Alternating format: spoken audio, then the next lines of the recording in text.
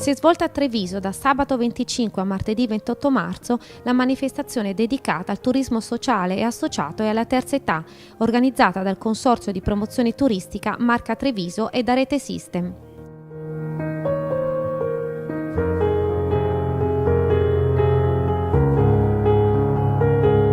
Dottor Rucci, siamo giunti alla 17ª edizione della BTSA e la 10ª della BTTE. Quali sono i contenuti di quest'anno? Turismo sociale associato e terza età chiaramente indicano già la direzione in termini di contenuti. Quest'anno abbiamo voluto, insieme alla Regione Veneto e alle 3 ASL della costa, sviluppare il progetto sulle spiagge venete, sulle spiagge per la disabilità e per l'accoglienza turistica dei portatori di handicap, con un taglio molto sociale, ed è un progetto molto interessante. Naturalmente abbiamo una varietà di buyer che hanno questo segmento, diciamo, di domanda, ma ne abbiamo tanta che riguarda CRAL, associazioni, tour operator esteri, associazioni della terza età, e i contenuti della vacanza che queste organizzazioni richiedono sono contenuti molto variegati, dal mare alla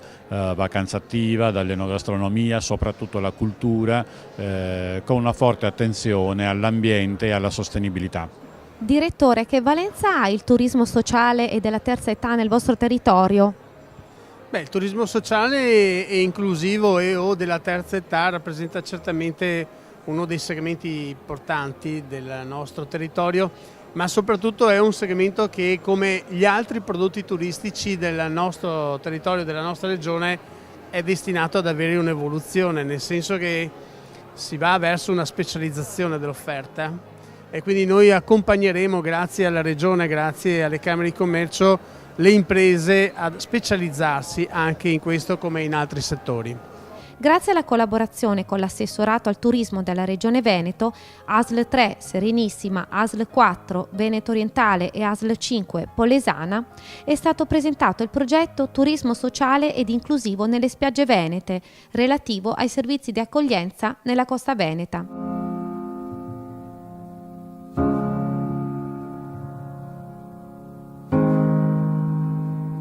Assessore Donadello, la spiaggia di Nemo rappresenta un modello di accoglienza per tutte le altre spiagge del litorale, grazie a questo progetto regionale. Sì, sicuramente la spiaggia di Nemo è il modello che verrà preso dalle altre spiagge proprio grazie anche al progetto della Regione e allo stanziamento di queste risorse che ci sono, per dotare tutte le spiagge del litorale veneto di una parte della spiaggia all'accessibilità, quindi alla sostenibilità, ma l'accessibilità per tutti soprattutto. Ingegner De Santi, ci spiega nel dettaglio gli obiettivi e le finalità del progetto Turismo sociale e inclusivo nelle spiagge venete?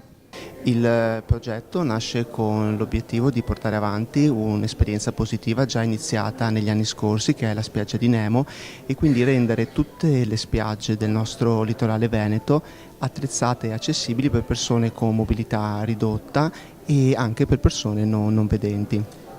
Garantiamo tutti i servizi sanitari, garantiamo la presenza con i punti di primo soccorso, primo intervento per le cose urgenti.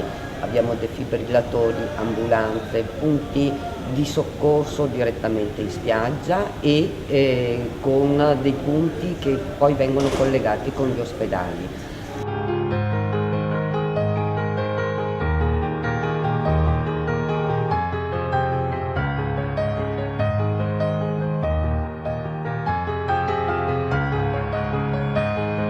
Dottor Simonato, quale iniziativa ha ideato Un'Industria Treviso per il turismo?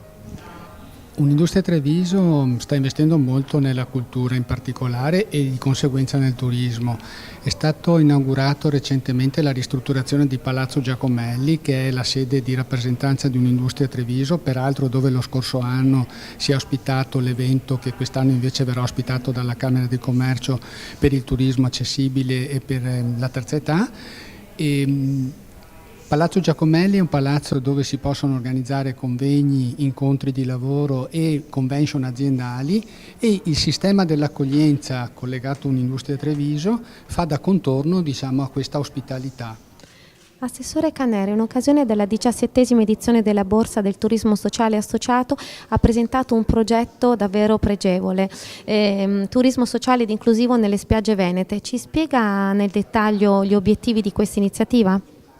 Guardi, è da molti anni che la Regione Veneto si sta impegnando verso il tema dell'attenzione sociale, attenzione ai diversamente abili, agli anziani, e quindi con quest'ultimo progetto diciamo che è il corollario di anni di investimenti, e questo è in particolare un progetto improntato alla costa veneta, perché vogliamo far sì che la costa veneta diventi la più lunga costa d'Italia, più accessibile d'Italia. Presidente, qual è il ruolo di Marca Treviso nello sviluppo turistico del territorio?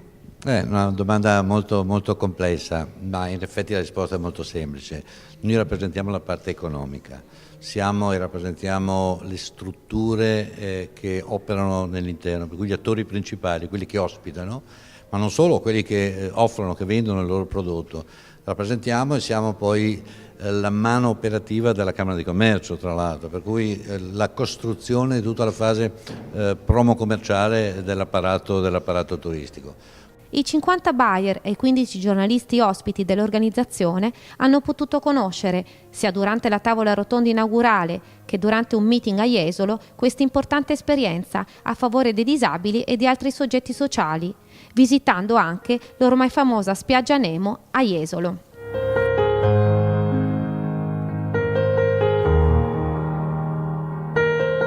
L'Educational è stata anche l'occasione per apprezzare l'azienda agricola Rechsteiner di Piavon Oderzo, che produce vini di nobile tradizione dal 1881. Immancabile una piacevole promenade ad Oderzo, antichissimo centro di origine paleoveneta, che raggiunse il massimo splendore nel I secolo come municipium romano.